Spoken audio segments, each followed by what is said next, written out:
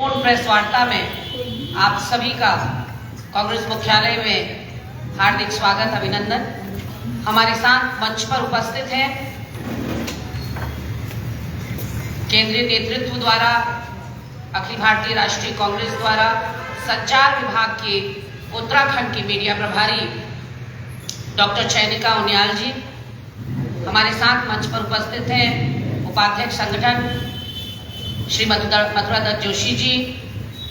हमारे साथ मंच पर उपस्थित हैं उपाध्यक्ष श्री सूर्यकांत धस्माना जी, हमारे मीडिया चेयरमैन श्री पी के अग्रवाल जी, हमारे महामंत्री संगठन ढांचा सुधार और प्रशिक्षण श्री महेंद्र नेगी गुरु जी, हमारे प्रदेश प्रवक्ता श्री शीशपाल सिंह बिष्ट जी, हमारी जिलाध्यक्ष परवादून श्रीमती लक्ष्मी अग्रवाल जी, हमारे उपाध्यक्ष सोशल मीडिया श्री विशाल मौर्य जी। मैं अब निवेदन करूंगी मैम डॉक्टर चैनिका उनियाल जी से।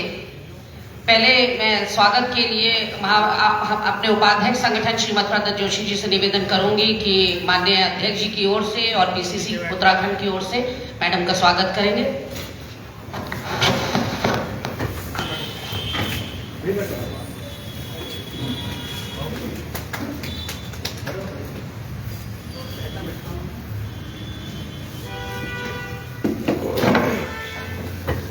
मैं निवेदन करूंगी डॉक्टर चैनिका उनियाल जी से कि वो आज का इशू सबके सामने साझा करें। धन्यवाद गरिमा। आप सभी पत्रकार बंधुओं का स्वागत है आप हमारे बुलाने में आए। दरअसल आज का जो प्रेस कॉन्फ्रेंस है उसका मुख्य जो मुद्दा है या इशू है वो राहुल जी के द्वारा जो निकाले जाने वाली जो न्याय यात्रा है उसके बारे में आज की प्रेस वार्ता है। न्याय यात्रा का जो बेसिक कारण है निकाले जाने का, उसके पीछे एक ही कारण है कि पिछले 10 सालों में अगर आप देखेंगे तो ऐसे बहुत सारे चीजें हुई हैं जिसमें ये लगा है कि आम आदमी के साथ जस्टिस नहीं हो पा रहा। तो जस्टिस नहीं हो पाने के पीछे जो हमने चीजें ऑब्जर्व की है पिछले 10 सालों में, आप देखिए कि जो रोजगार की बात हो तो रोजगार जो है, बेरोजगारी जो 3 गुना बढ़ गई। जहां आप ये देखोगे कि 2012 में 1 करोड़ बेरोजगार होता था, वो आज 2022 तक जो है वो 4 करोड़ हो चुका है। यानी कि आप ये देख लीजिए कि हर जो एक टीम में से एक जो ग्रेजुएट है वो नौकरी की तलाश में। और ये जो बेरोजगारी की जो दर है वो सबसे ज्यादा जो देखने को मिल रही है वो 35 वर्ष के जो युवा 35 साल का जो मिड एज में जो लोग हैं उनके साथ में सबसे ज्यादा देखने को हो रहा है। महंगाई के बारे में मुझे बहुत ज़्यादा कुछ कहने की आवश्यकता नहीं है। हम सब जानते हैं पेट्रोल हो, डीजल हो, खाद्य सामग्री हो, उन सब चीज़ों का जिस तरह से बेतहाशा जिस तरह से कीमतें बढ़ी हैं वो हम सब लोग उस चीज़ को देख रहे हैं। क्योंकि भाजपा की जो सरकार सत्ता में आई थी वो यही कहते हुए आई थी कि बहुत हुई महंगाई की मार, उसके बाद डैश सरकार, बट वो महंगाई की मार कहीं भी दूर होती हुई नजर नहीं आ रही। हमने देखा था अभी पिछले राजस्थान के चुनाव में भी इन्होंने पेट्रोल डीजल, राजस्थान के पेट्रोल डीजल पर, जबकि स्टेट गवर्नमेंट का डायरेक्ट कोई उस पर कंट्रोल नहीं है, उसको मुद्दा बनाया था। लेकिन उनकी सरकार आने से भी कोई विशेष फर्क पड़ता नहीं है क्योंकि जो कुछ है वो केंद्र सरकार के हाथों में। तो और आप ये देखिए किसानों के साथ, वो खेती किसान जो लोग हैं उनके साथ किस तरह से हुआ, काले कानून लाए गए, किसानों को 1 साल लगातार सड़कों पे बैठे रहना पड़ा। उसके बाद ये सरकार ने वो कानून रोल बैक किए और जिसमें 700 से अधिक जो किसान हैं उनकी मृत्यु हो गई और जिसके बारे में इस सरकार को कोई संवेदना आज भी दिखाई नहीं देती। अब ये देखिए अगर हम महिलाओं की बात करें, महिलाओं के मुद्दे पे बात करें तो जितनी असंवेदनशील सरकार ये दिखती है महिलाओं के मुद्दे में, इससे पहले कभी भी नहीं हुआ। ऐसा नहीं है कि पहले महिलाओं के साथ में कोई आपराधिक मामला नहीं हुआ, लेकिन जो सरकारों का रुख होता था वो बड़ा संवेदनशील होता। अब तो आप देख लीजिए कि सरकार जो है, ये सरकार तो ऐसी है, पहली सरकार देखिए भारत में ऐसी है जो बलात्कारियों को कानूनन तौर पर रिहा कर दे। बिल्किस बानो के केस में देखिए आखिरकार सुप्रीम कोर्ट ने उस केस को पढ़ा। तो अगर सरकार खुद जो है अगर अपराधियों को रिहा करेगी तो उससे मैसेज क्या जाएगा, उससे अपराधियों का तो हौसला बुलंद होगा।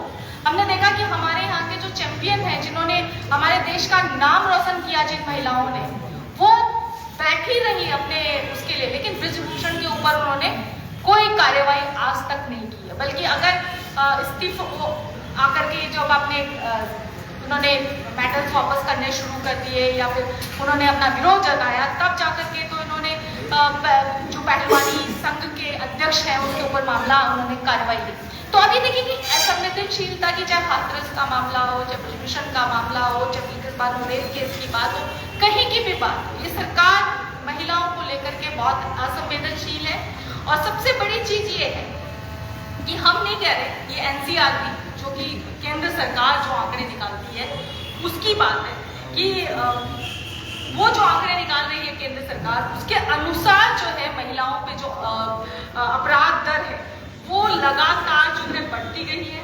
और 2022 में स्थिति ये है कि हर घंटे 51 FIR यहाँ पे दर्ज हुई है। SC/ST के मामलों में भी अगर आप NCRB की रिपोर्ट देखेंगे, 2013 के मुकाबले में आज की डेट में जो है करीबन 46.11% जो है वो अपराधों के अंदर वृद्धि हुई है। तो हर मोर्चे पे, इवन आप ये देखिए शिक्षा के बारे में भी अगर आप बात करोगे तो शिक्षा को जिस तरीके से निजीकरण की तरफ धकेलने की भी कोशिश जो इस सरकार के द्वारा की गई है, जिस गुजरात मॉडल की बात करते हो, मैं गुजरात में मीडिया पर वाली थी और मैंने देखा कि गुजरात ऐसा पहला इस देश का राज्य बना जहां पर सरकारी विश्वविद्यालयों से ज्यादा निजी विश्वविद्यालय है। तो अब ये देखिए कि ये चाहते नहीं है कि आम आदमी जो है जी पाए या उसके साथ किसी तरह का जस्टिस हो। तो इन्हीं सारे मुद्दों को लेकर के राहुल जी ने फाइनली ये निर्धारित किया कि वो जनता के बीच में जाएंगे इन मुद्दों को लेकर के और न्याय के लिए लोगों को एक साथ जोड़ेंगे। इसीलिए भारत जोड़ो यात्रा का जो दूसरा चरण है, भारत जोड़ो न्याय यात्रा, वो 14 तारीख से शुरू होने जा रही है।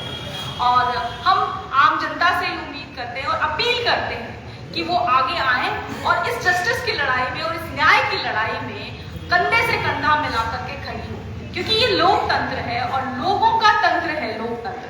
अगर लोग अपनी आवाज उठाएंगे अपने मामले में तो सरकार कितनी भी निकम्मी क्यों ना हो उसको सुनना पड़ेगा। और ये बात 2-3 बार निर्धारित हो चुकी है कि जिस तरीके से किसानों ने अपनी बात को मनाने के लिए मजबूर किया, वो जो है वो ये दिखाता है कि अगर जनता एक साथ आए तो सरकार को सुनना पड़ता है।